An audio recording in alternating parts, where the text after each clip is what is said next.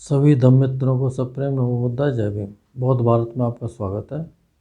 संयुक्त का भाग 1 का जो अब समय संयुक्त चल रहा है उसका दूसरा वर्ग शुरू होता है, जिसमें पहला सूत्र है आहार सूत्र।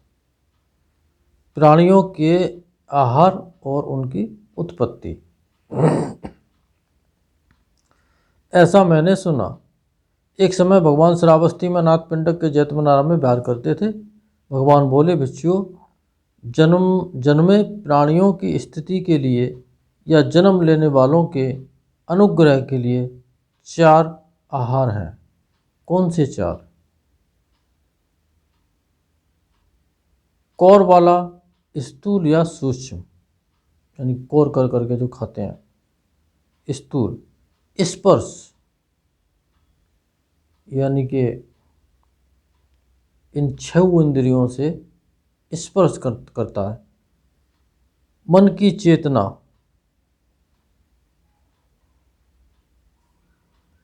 और विज्ञान। ये 4 प्रकार के आहार प्राणियों के होते हैं। भिक्षुओं, जन्मे प्राणियों की स्थिति के लिए या जन्म लेने वालों के अनुग्रह के लिए यही 4 आहार हैं। चित्त का आहार चैतसिक है, जो विज्ञान और स्पर्श से उसको मिलता है, और इस शरीर जो स्थूल शरीर है इसका आहार स्थूल है, ये दाल चावल आटा जो हम खाते हैं। तो भिक्षुओं, इस प्रकार आहारों का निदान क्या है, समुदाय क्या है, वो कैसे पैदा होते हैं और उनका प्रभाव क्या है। इन 4 आहारों का निदान तृष्णा है। समुदाय तृष्णा है, वे तृष्णा से पैदा होते हैं, उनका प्रसव तृष्णा है। भिक्षु, तृष्णा का निदान क्या है, समुदाय क्या है, वो कैसे पैदा होती है, उसका प्रभाव क्या है। तृष्णा का निदान वेदना है। समुदाय वेदना है, वह वेदना से पैदा होती है, इसका प्रभाव वेदना है। वेदना का निदान स्पर्श है, स्पर्श का निदान षडायतन है, षडायतन का निदान नामरूप है, नामरूप का निदान विज्ञान है, विज्ञान का निदान संस्कार है, संस्कारों का निदान अविद्या है।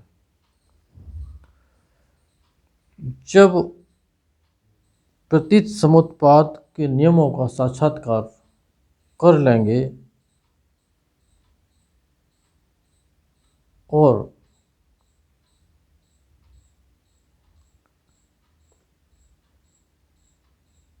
जन्म लेने की प्रवृत्ति से हट जाएंगे, निर्वाण का साक्षात्कार जिनको हो जाता है, उन्हें फिर किसी आहार की जरूरत होती नहीं है, क्योंकि आहार जन्मे प्राणियों या जन्म लेने वाले प्राणियों के लिए ये क्रिया लागू होती है। जो इससे हट जाते हैं उनके लिए ये लागू नहीं होती है। भिक्षुओं, इस तरह अविद्या के होने से संस्कार होते हैं, संस्कार होने से विज्ञान होता है। इस तरह सारे दुखों का समूह, सारे दुख समूह का समुदाय होता है। दुख का समूह और समुदाय, यानी कि फिर उसका उदय होना।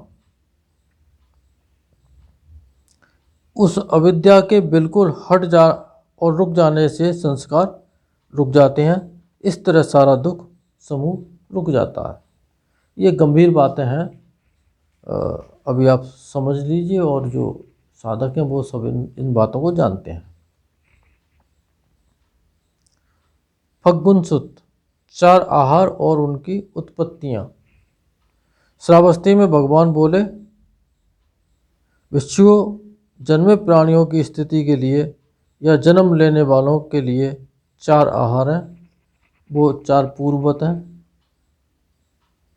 भिक्षुओं, ये 4 आहार हैं, यहाँ 4 आहार हैं। ऐसा कहने पर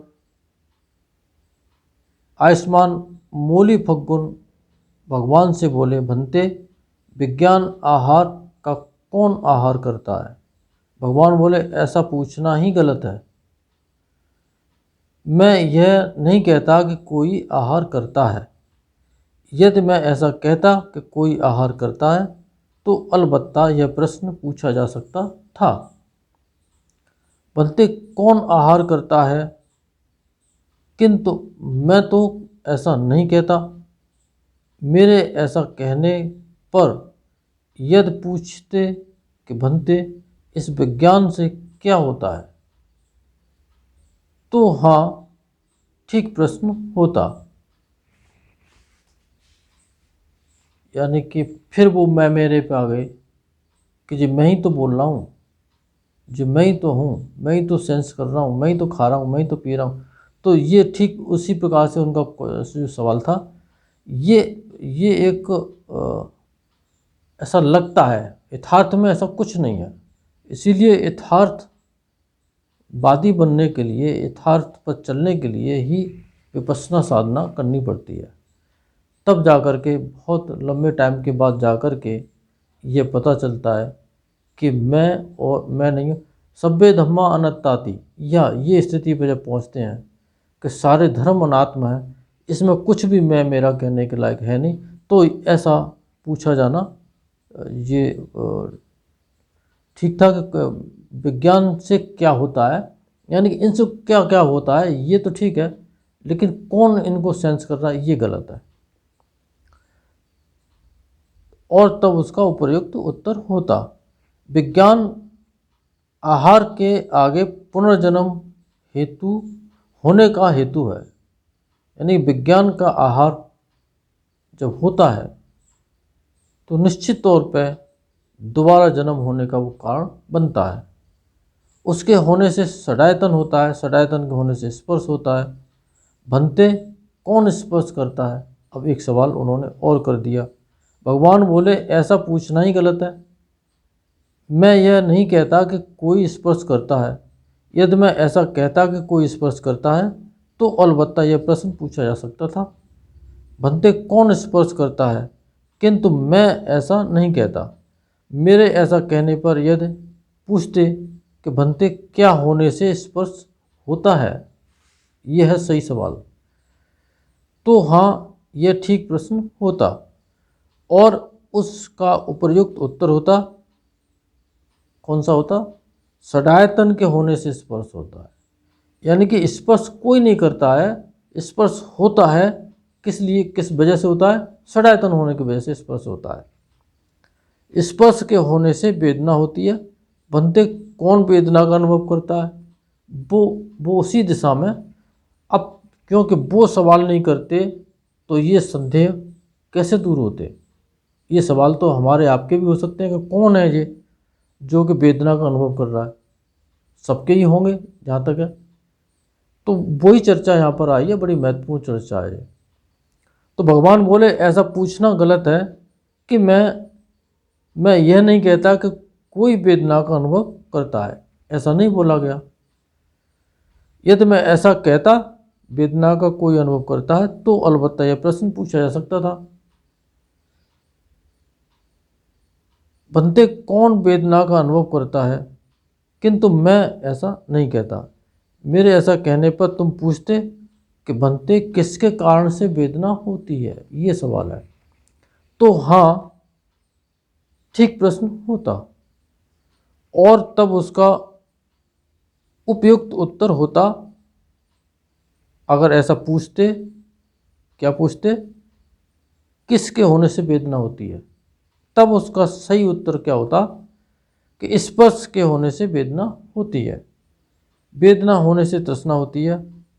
ये ऑटोमेशन है, अपने आप सब कुछ होता है। इसी ऑटोमेशन की ये जो चेन है उसको हमें तोड़ना है। बनते बनते कौन तृष्णा करता है? फिर भगवान कहते हैं ऐसा पूछना ही गलत है। मैं यह नहीं कहता कि कोई तृष्णा करता है। यदि मैं ऐसा कहता कि कोई तृष्णा करता है तो अलबत्ता यह प्रश्न पूछा जा सकता था। बनते कौन तृष्णा करता है, किंतु मैं तो ऐसा नहीं कहता।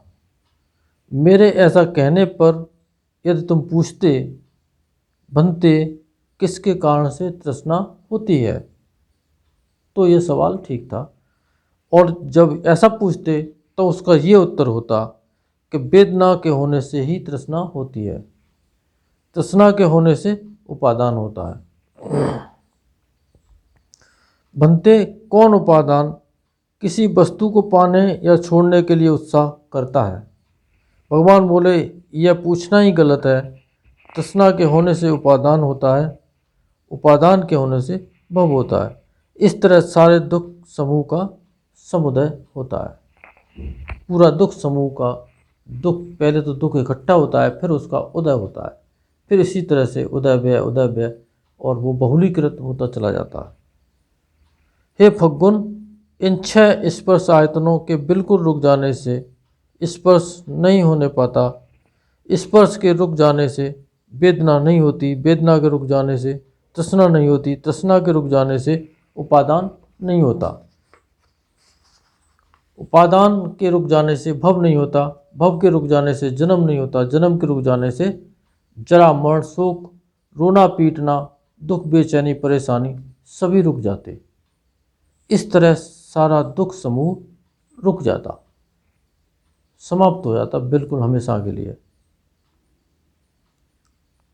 एक सूत्र और लेते हैं। पठम श्रमण ब्राह्मण सूत्र। यथार्थ नाम के अधिकारी श्रमण ब्राह्मण।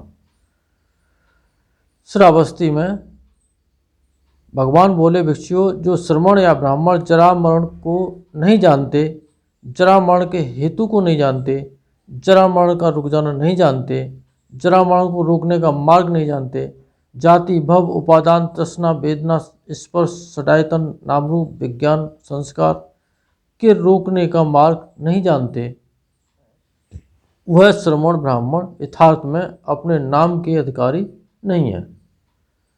वो श्रमण ब्राह्मण न तो वो श्रमण है और न ब्राह्मण है, ऐसा उन्होंने अपनी मर्जी से लिख लिया है, इससे कुछ फर्क नहीं पड़ने वाला। न तो वे आयुष्मान श्रमण हैं या ब्राह्मण के परमार्थ को अपने सामने जानकर साक्षात्कार कर प्राप्त कर विहार करते हैं। भिक्षुओं, और जो श्रमण या ब्राह्मण जरा मरण को जानते हैं, संस्कार के रोकने का मार्ग जानते हैं, यह श्रमण ब्राह्मण यथार्थ में अपने नाम के अधिकारी हैं। ये श्रमण भी कहे जा सकते हैं और ब्राह्मण भी कहे जा सकते हैं। वे आयुष्मान श्रमण भाव का या ब्राह्मण भाव को प्राप्त हो विहार करते हैं। इन सत्य वचनों से आप सबका मंगल हो, भला हो, कल्याण हो, संसार के सारे प्राणी सुखी हों। साधु साधु साधु।